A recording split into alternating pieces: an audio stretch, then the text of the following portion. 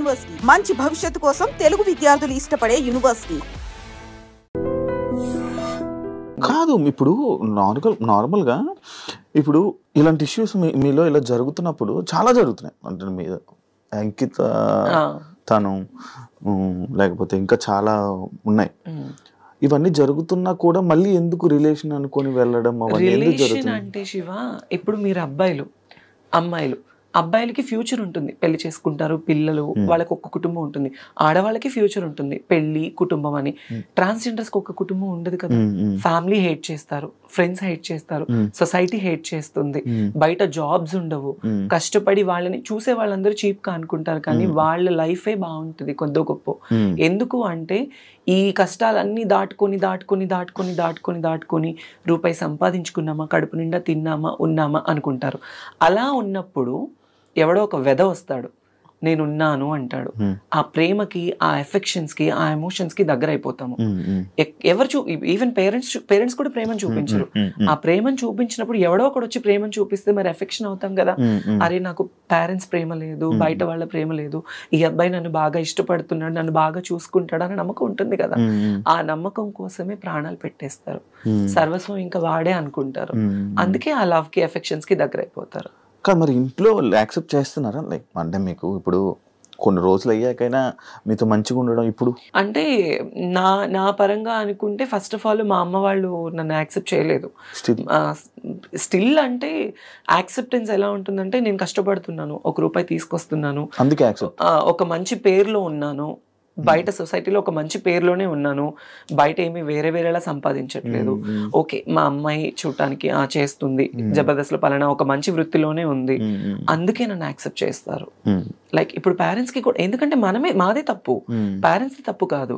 ఎందుకంటే వాళ్ళు 9 నెలలు కనిపెంచి ఒక అబ్బాయిలా పుట్టి మళ్ళీ ఇప్పుడు దేవుడిచ్చిన అవయవాలు కాకుండా మళ్ళీ మాకు ఇది కూడా పేరెంట్స్ లోపం హాఫ్ ఉంటే మా లోపం హాఫ్ ఉంటుంది. వై? బికాస్ జీన్స్ ప్రాబ్లమ్స్ ఉంటాయి. పేరెంట్స్ లోపం ఉంటుంది. ఆఫ్ కోర్స్ పేరెంట్స్ లోపం వల్లే మాకు జీన్స్ ప్రాబ్లం అవుతుంది. నాకు ఇది తెలియదు. పేరెంట్స్ లోపం ఉంటేనే, తల్లికో తండ్రికో లోపం ఉంటేనే జీన్స్ అనేది సక్రమంగా లేకపోతే పిల్లలు ఇలా అయిపోతారు. ఇదేదో డబ్బు కోసమో ఇంకొకటి అసలు ఒంటి మీద సర్జరీ, ఇప్పుడు ఒక చిన్న పిన్నిస్ కుచ్చుకుంటే నువ్వు ఎంత బాధపడతావో, ఒంటి మీద ఎన్ని అవయవాలు కోసుకొని చచ్చి బ్రతికి, నేనైతే లైఫ్ లో 3 సార్లు చచ్చి బ్రతికాను నేను. మరి ఎందుకు అవన్నీ? ఎందుకు అంటే నాకు ఇలానే ఉండాలి, నా లైఫ్లో నేను ఒక ఆడపిల్లలా ఉండాలి, ఫుల్ ఫ్లెడ్జ్డ్ అమ్మాయిలా ఉండాలి. నా పేరెంట్స్ మా అమ్మ నన్ను ఒక కూతురులా చూసుకోవాలి, వాళ్ళకి నేను కూతురునైనా ఒక కొడుకులా సంపాదించి వాళ్ళని చూసుకోవాలి. అది నా మైండ్ లో ఉంది. ఇప్పుడు నాకు ఆశలు ఉంటాయి, ఒకవేళ నేను అబ్బాయిలో పుడితే నాకు పెళ్లి చేసుకొని పిల్లల్ని కానీ నా ఫ్యామిలీని చూసుకోవచ్చు ఉంటుంది నాకు కూడా. కానీ నాకు అలా కాదు. చిన్నప్పటి నుంచి నాకు నా హార్మోన్ ఇంబ్యాలెన్స్ వల్లనే, ఆ జీన్స్ అనేది కరెక్ట్ లేకపోతే హార్మోన్ ఇంబ్యాలెన్స్ ఎక్కువ అయిపోతుంది. దాని వల్లనే ఇలా అమ్మాయిలా మారిపోవాలి అని. ఈవెంట్స్ చేస్తూ ఉంటారు నార్మల్. మరి నీకు ఆ ఈవెంట్స్ లో ఎవరు ఇబ్బంది పెట్టడం అలాంటివి? అమ్మో ఇబ్బంది పెట్టడం, మీరు యూట్యూబ్ ఓపెన్ చేస్తే చాలానే ఉంటాయి నావి. చాలా. నేను అవి ఏం డాన్స్ నార్మల్ గా? డాన్స్లు అని కాదు, ఇప్పుడు మన ఆంధ్ర సైడ్ మొత్తము చాలా మంది కళాకారులు ఈవెంట్ల మీద బ్రతుకుతున్నారు. డాన్సర్స్ వైజాగ్, నెల్లూరు, ఒంగోలు, ఈ ఆంధ్ర సైడ్ మొత్తము అమ్మాయిలు కానీ అబ్బాయిలు కానీ ఆ డాన్స్ ప్రొఫెషన్ మీదే లైఫ్ వాళ్ళకి. ఎలా అంటే ఏ పండగలైనా, ఇప్పుడు వైజాగ్ లో ప్రతి టెంపుల్ కి పండగ చేస్తారు. పండగ చేసినప్పుడు ఒక ఈవెంట్ కండక్ట్ చేసేసేసి ఒక యాంకర్ ని, ఒక 10 మంది అమ్మాయిలు, ఒక 10 మంది అబ్బాయిల్ని, ఎవరైనా ఒక 4-5 సెలబ్రిటీస్ ని పిలిపించేసి షోస్ చేస్తారు.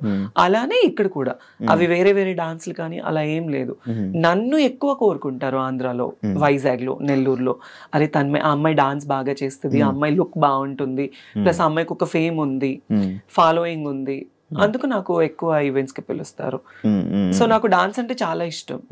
ఇంకా ఆ క్రౌడ్, ఆ సపోర్ట్ చూస్తే కొన్ని వీడియోస్ లో నువ్వు డాన్స్ చేస్తుంటే ఎవరెవరో వచ్చి అబ్బాయిలు వచ్చి డాన్స్ చేసేస్తూ ఉంటారు కదా. అంటే నేను ఇప్పుడు ఒక పొలిటికల్ బ్యాక్గ్రౌండ్ ఉన్న వాళ్ళు ఒక ఈవెంట్ కండక్ట్ చేస్తారు.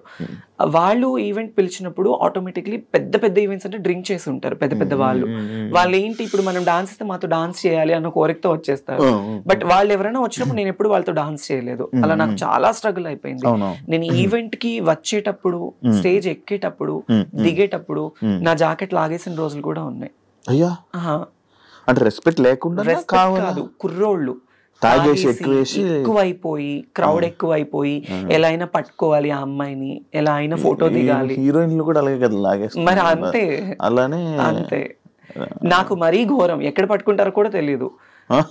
అంత కాకపోతే సపోర్టివ్ గా ఉంటారు, బౌన్సర్స్ ని పెడతారు కొన్ని షోస్ లో. కొన్ని షోస్ ఇబ్బందిగా ఉండదు. ఇలా కొన్ని షోస్, పబ్లిక్ షోస్ ఏంటంటే ఇబ్బంది పడుతూ ఉంటాము. రోడ్డు మీద స్టేజ్ చేసి పెట్టే ఎంత ఈవెంట్ ఆర్గనైజేషన్ చేసిన వాళ్ళు సపోర్టివ్ ఇచ్చినా క్రౌడ్ కంట్రోల్ ఉండదు కదా, అంతే. మధ్యలో డ్రంక్ అండ్ డ్రైవ్ ఒకటి అయ్యింది. అయ్యో అదేంటో కదేంటో. అది ఏం లేదు, జస్ట్ నేను ఒక ఈవెంట్ కి వెళ్ళాను. లైక్ ఈ హైదరాబాద్ లోనే వేరే ఒక పొలిటీషియన్ పెద్ద వాళ్ళది, వాళ్ళ పాప మ్యారేజ్ కి వెళ్ళాను గెస్ట్ గా. ఆ హైపర్ ఆది అన్న, నేను, అందరూ. వాళ్ళు అటు నుంచి వేరే ఊరు వెళ్ళారు, నేను ఒక్కదాన్ని. నాకు రిటర్న్ క్యాబ్ పంపించారు, క్యాబ్ లో వచ్చేసాను. నేను వస్తున్నప్పుడు అప్పుడు నేను జూబ్లీ హిల్స్ లో ఉండేదాన్ని. వీకెండ్ శనివారం night drunk and drive test జరుగుతుంది కదా. ఆ టెస్ట్ జరిగినప్పుడు నేనున్నాను. ఐ మీన్ మా విజయవాడ అతను ఎవరు పోలీస్ అక్కడ ఉంది, చూసి ముందు కార్ అతన్ని టెస్ట్ చేశారు, వెనక నన్ను చూసారు. మేడం ఒక ఫోటో దిగాలి మేడం మీతో అంటే, నేను నా దరిద్రం కొద్ది కార్ దిగాను. నేను కార్ దిగేసాను, ఫోటో వాళ్ళు పోలీస్ డిపార్ట్మెంట్ వాళ్ళందరూ ఫోటో దిగారు. ఇంకా అంతే, డ్రంక్ అండ్ డ్రైవ్ లో అడ్డంగా తప్పదాగి మమ్మల్ని గుద్దేసిన. రీసెంట్ కాదు, 4-5 years అవుతుంది. అలవాటు ఏమైనా ఉందా, నేను దొరికిపోయావు ఏంటి అని.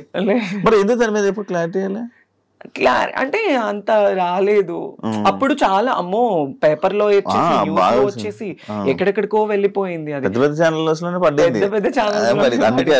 నాకు డ్రైవింగ్ రాదు ఫస్ట్ ఆఫ్ ఆల్. నేను గుద్దడానికి అట్లీస్ట్ సరే మీరు ఆ వీడియో చూసారు, దానిలో నేనేమన్నా కనిపించానా? లేదు. నేనేమైనా గుద్దినట్టు ఏమైనా విజువల్స్? పేరు మాత్రమే. తర్వాత మళ్ళీ నేను ఎందుకు స్టాప్ అయిపోయాను అంటే, ఆ ఛానల్ ఎవరైతే ఛానల్లో వేసిన వాళ్ళు నాకు సారీ చెప్పారు ఆ టైంలో. ఆ టైం నాగబాబు గారు నాకు సపోర్ట్ చేశారు. ఏముండదు, ఇలాంటివి వస్తూ ఉంటే పోతూ ఉంటాయి, నో ప్రాబ్లం, మాట్లాడమంటే మాట్లాడుతా అన్నారు. ఇంకా అప్పుడు మళ్ళీ వాళ్ళకి నేను కాల్ చేసి, నాకు కెరియర్ పోతుందండి, వేరే అయిపోతుంది, సారీ మేడం బై మిస్టేక్ ఇట్లా అని చెప్పారు. ఇంకా నేను దాన్ని లైట్ తీసుకున్నాను. మధ్యలో జబర్దస్త్ ఎందుకు మానేయాల్సి వచ్చింది? బేసిక్లీ జబర్దస్త్ ఎందుకు మానేశాను అంటే, నేను జబర్దస్త్ లోనే ఈరోజు తన్మయ్ అంటే నాకు జబర్దస్త్ వల్లే లైఫ్ వచ్చింది. అప్పుడు ఆ టైంలో నాగబాబు గారు, రోజా మ్యామ్ ఇద్దరు సపోర్టివ్ గా ఉండేవాళ్ళు. నితిన్ అన్న, భరత్ అన్న అని డైరెక్టర్స్ ఇద్దరు ఉండేవాళ్ళు. సినిమా తీశారు ప్రదీప్ దీపికా పెళ్లితో. వాళ్ళిద్దరూ అనేది లేకపోతే తన్మయ్ అనే పర్సనే లేదు. వై? బికాస్ ఎంత టీమ్ లీడర్స్ మనకి లైఫ్ ఇచ్చి మనల్ని తీసుకెళ్ళినా డైరెక్టర్స్ యాక్సెప్టెన్స్ అనేది లేకపోతే మనల్ని అడుగు కూడా పెట్టనివ్వరు. సో వాళ్ళు నా లుకింగ్ చూసి, నన్ను చూసి, నన్ను యాక్సెప్ట్ చేసి నాకు చాలా సపోర్టివ్ ఇచ్చేవాళ్ళు. షూట్స్ లో కానీ, స్టార్టింగ్ లో ఏమీ తెలియని ముద్దులా ఉండేదాన్ని. నాకు ఫుడ్ పెట్టేవాళ్ళు ఆ టైంలో. చాలా లోయెస్ట్ పొజిషన్ లో ఉన్నదాన్ని నేను. నితిన్, భరత్ అన్న వాళ్ళకి సంథింగ్ మల్లెమాలకి వాళ్ళకి ఏ ఇబ్బందులు ఉన్నాయి, ఏ ఇష్యూస్ వచ్చాయి నాకైతే తెలీదు. ఆ టైంలో ఇలా జీ తెలుగులో అదిరింది అనే షో ఒకటి కొత్తది స్టార్ట్ చేశారు. నాకు తెలీదు ఛానల్స్ మధ్య ఇంత డిఫరెన్స్ ఉంటుందని నాకు తెలీదు. నాగబాబు గారు, చమ్మక్ చంద్ర, ఆర్పి, నేను, నితిన్, భరత్ అన్న ఈ అందరూ ఒక మీటింగ్ లో, తన్మయ్ నువ్వు మంచి పొజిషన్ లో ఉన్నావు, నీకు ఇంకా మంచి లైఫ్ వస్తుంది అని నాగబాబు గారు నాకు సపోర్ట్ ఆ టైంలో నేనున్నాను అనడం వల్ల నేను ఇక్కడి నుంచి అక్కడికి వెళ్ళడం జరిగింది. ఈటీవీ నుంచి ఈటీవీ నుంచి జీ తెలుగు వెళ్తే ప్రాబ్లమ్స్ అవుతాయని నాకైతే తెలీదు. సో దానివల్ల నేను చాలా నష్టపోయాను కూడా. మళ్ళీ జబర్దస్త్ కి రాలేక మళ్ళీ నాకు ఆ షోస్ కూడా కంటిన్యూ అవ్వలేదు. ఒక 1 year ఏదో కంటిన్యూ అయింది. తర్వాత మళ్ళీ బాబు గారు పొలిటికల్ లైఫ్ లో ఆయన బిజీ ఉన్నారు. నాకు ఎవరైతే మాట ఇచ్చారో వాళ్ళందరూ వాళ్ళ లైఫ్ లో వాళ్ళు బిజీ ఉన్నారు. నేను ఒక్కదాన్ని అయిపోయాను.